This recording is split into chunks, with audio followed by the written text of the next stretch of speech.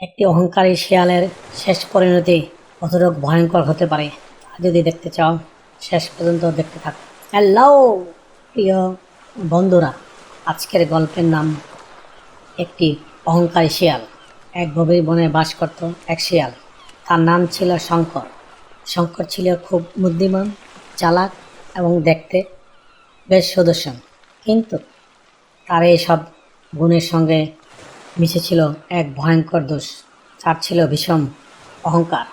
সে নিজেকে বনের সেরা প্রাণী মনে করত আর বাকিদের সবাইকে তুচ্ছ জ্ঞান চোখে দেখত।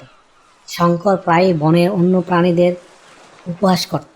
খরগোশকে বলতো, ধুর ছাই, এত ছোট দৌড়ে কি হবে, আমার এক লাফ তোমার 10 পায়ের সমান।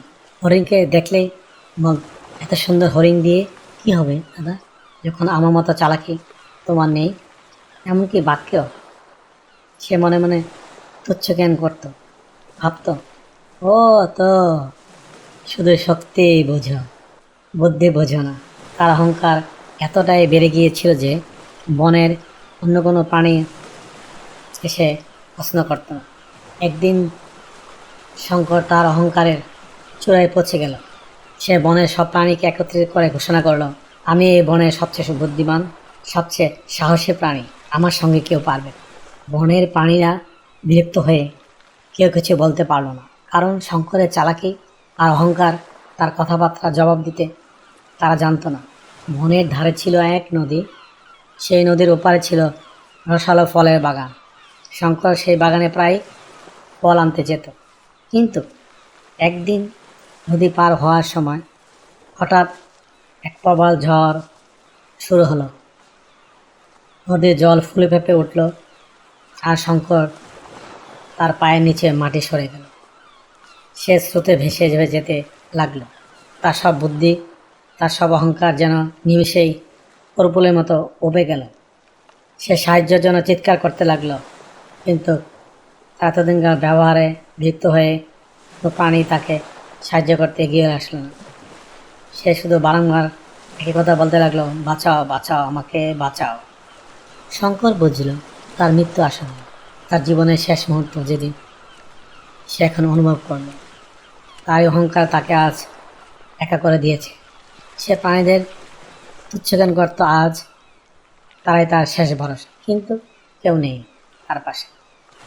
স্রোতের টানে সে আরও গভীরে চলে যাচ্ছে। ঠিক তখনই একটি বড় গাছ তার কাছে এসে ভেসে এলো। শঙ্কর তার শেষ শক্তি দিয়ে সেই গাছটিকে আঁকড়ে ধরে রাখল। অনেক কষ্টে শঙ্কর নদীর ওপারে পৌঁছালো। হাঁপাতে হাঁপাতে সে মাটিতে লুটিয়ে পড়ল। সেই দিনের পর থেকে শঙ্করের অহংকার ভেঙে চুরমার হয়ে গেল। সে বুঝতে পারল, বুদ্ধি বা শক্তি যতই থাকুক না কেন, অহংকার মানুষকে একা করে দেয় আর বিপদে কেউ পাশে থাকে না। সে তার ভুল বুঝতে পারল। ধীরে ধীরে সে বনে অন্যান্য প্রাণীদের সঙ্গে মিশতে শুরু করল। তাদের প্রতি বিনয়ী হইল। অহংকারী শিয়াল শঙ্কর সেদিন একটি বড় শিক্ষা পেয়েছিল। জীবনের পথে আমরা যখন এগিয়ে চলি, তখন হয়তো আমাদের অনেক গুণ বা ক্ষমতা থাকতে পারে, কিন্তু যদি সেই গুণগুলো অহংকারে জন্ম নেয়, তবে আমরা একা হয়ে পড়ি। প্রকৃত সম্মান আসে বিনয় থেকে, আসে পারস্পরিক ভালোবাসা আর সহযোগিতার মাধ্যমে। মনে রাখবেন, শক্তি ক্ষণস্থায়ী হতে পারে, কিন্তু বিনয় আজীবন চিরস্থায়ী। হ্যালো প্রিয় বন্ধুরা, গল্পটি কেমন লাগলো কমেন্টসের মধ্যে নিচে জানিও। আবার দেখা হবে অন্য কোনো ভিডিওতে। Thank you for watching. Please subscribe.